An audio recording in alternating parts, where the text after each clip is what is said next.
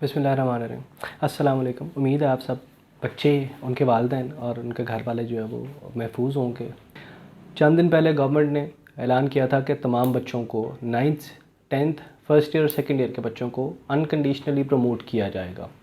लेकिन वो जब थोड़ी सी सवालात उठे तो फिर ये तय किया गया कि इसके जो रूल्स एंड रेगुलेशंस होंगे, जो टर्म्स होंगे जिनके ऊपर बच्चों को एग्री किया जाएगा, प्रमोट किया जाएगा, वो चंद दिनों बाद उनको वाज़ह किया जाएगा।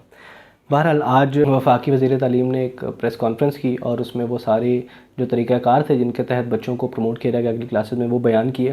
तो ये वीडियो बनाने का मकसद भी आज यही है कि बहुत सारे बच्चे और उनके वालिदैन जो है वो किसी कन्फ्यूजन का शिकार हैं कि ये मामला कैसे होगा या उनके अपने बच्चे का मामला क्या होगा, उसको मार्क्स किस तरह से अलॉट होंगे और वो प्रमोट होगा तो किन बुनियादों पे होगा। तो उसी को हमने एक्सप्लेन करने के लिए ये वीडियो बनाने का इरादा किया। तो सबसे पहले तो गवर्नमेंट ने 5 कैटेगरीज़ बनाई हैं टोटली। उसमें से हम कैटेगरी वाइज डिस्कस करते जाएंगे। सबसे पहली कैटेगरी आ गई 9th की, जिन बच्चों ने अभी लगभग सिर्फ 2 पेपर दिए थे और पेपर कैंसिल हो गए और वो तब से घर पे बैठे हैं। उनको नहीं पता कि उन्होंने अब आगे 9th की तैयारी करनी है, 10th की करनी है, उन्होंने 9th के पेपर देने हैं या नहीं देने। तो पहली इसी कैटेगरी को हम स्टार्ट करेंगे कि 9th के सारे बच्चे वो प्रमोट कर दिए गए हैं 10th में। और चूंकि उनका कोई पिछला कोई रिकॉर्ड नहीं है, उन्होंने बोर्ड एग्ज़ाम 9th से पहले कोई नहीं दिया हुआ, जो 8वीं का देते हैं वो सब बच्चे नहीं देते, और जो बच्चे देते हैं उसमें भी कोई रिज़ल्ट्स को बहुत ज़्यादा वैलिड नहीं होते, तो उनका कोई भी पिछला रिज़ल्ट, प्रीवियस रिज़ल्ट उनके लिए नहीं रखा गया, इसकी शर्त नहीं रखी गई। 9वीं के बच्चे प्राइवेट, रेगुलर, साइंस, आर्ट्स, सब के सब बच्चे 10th में प्रमोट कर दिए गए हैं।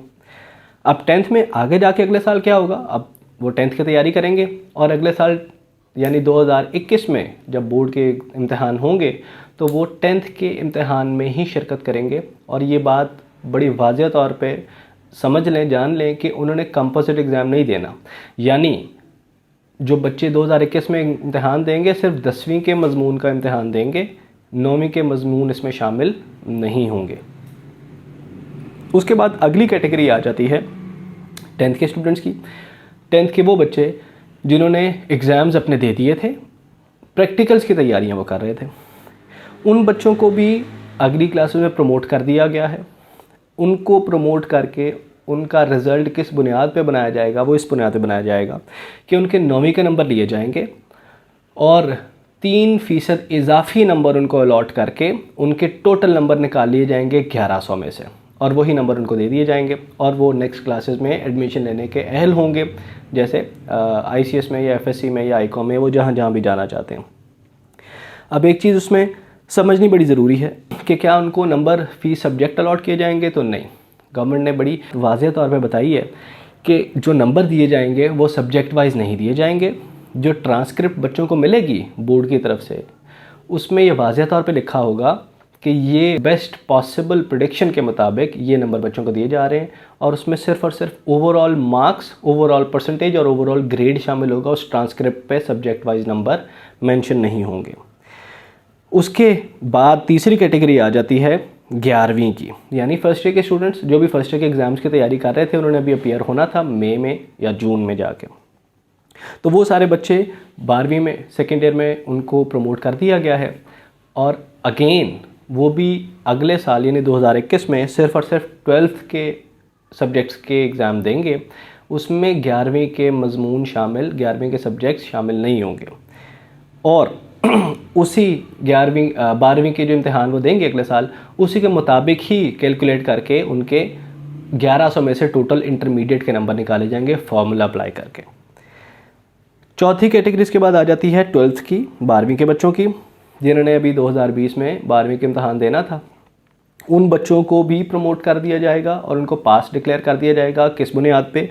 उनके 11th के नंबर लिए जाएंगे और उसमें 3% इजाफी नंबर देकर उनको उनके टोटल फार्मूला अप्लाई करके 11th के मार्क्स लेकर उनके टोटल 1100 में से नंबर बना दिए जाएंगे और उनको पास डिक्लेयर कर दिया जाएगा। अब ये तो होगी बेसिकली 4 कैटेगरीज़। इन 4 कैटेगरीज़ के बाद एक कैटेगरी और बनती है जो तकरीबन इन सबको मिलाकर बनती है, वो कौन सी कैटेगरी है? वो है जिनके 10th के वो बच्चे और सेकेंड ईयर के वो बच्चे जिनके 9th या फर्स्ट ईयर में सप्लीज थी। तो इसमें भी दो बुनियादी कैटेगरीज हैं। एक कैटेगरी वो है जो 40% या उससे कम सब्जेक्ट्स में फ़ेल थे, उनको पासिंग मार्क्स दे के पास कर दिया जाएगा, चाहे वो 10th के बच्चे हों चाहे वो सेकेंड ईयर के बच्चे हों। और वो 40% सब्जेक्ट्स के हिसाब से अगर देखा जाए तो वो बनते हैं 3 सब्जेक्ट्स मैट्रिक के लिए और 2 सब्जेक्ट्स इंटरमीडिएट के लिए। यानी 10th का वो बच्चा जो 9th के 3 सब्जेक्ट्स में फ़ेल था वो पास कर दिया जाएगा। हाँ, अलबत्ता जो 4 सब्जेक्ट्स में या उससे ज़्यादा सब्जेक्ट्स में फ़ेल होगा वो फेल ही कंसिडर किया जाएगा। अब उसका क्या होगा वो हम आखिर में बताते हैं आपको। इसी तरह से 12th का सेकेंड ईयर का वो बच्चा जो फर्स्ट ईयर में 2 सब्जेक्ट्स में फ़ेल था उसको पासिंग मार्क्स देके पास कर दिया जाएगा। लेकिन वो बच्चा जिसके 3 सब्जेक्ट्स या उससे ज़्यादा में 33% से कम मार्क्स थे या वो फ़ेल था वो फेल कंसिडर किया जाएगा। अब ये दोनों फेलियर्स का क्या होगा, वो आखिरी कैटेगरी है। वो कैटेगरी कौन सी है? वो रीसेट या स्पेशल एग्ज़ाम की कैटेगरी है कि गवर्नमेंट एक रीसेट एग्ज़ाम सितंबर से नवंबर के दरमियान लेगी और वो भी सितंबर से नवंबर तभी मुमकिन होगा अगर हालात मुवाफिक हुए। तो ये गवर्नमेंट ने बड़ा वाज़ेह तौर पे बताया। वो रीसेट एग्ज़ाम किस नौइयत का होगा, उसमें कौन कौन से बच्चे शामिल हो सकते हैं, वो अब हम अभी डिस्कस करते हैं। और सबसे पहली बात ये कि इस रीसेट एग्ज़ाम की कोई इजाफी चार्जेस नहीं होंगे।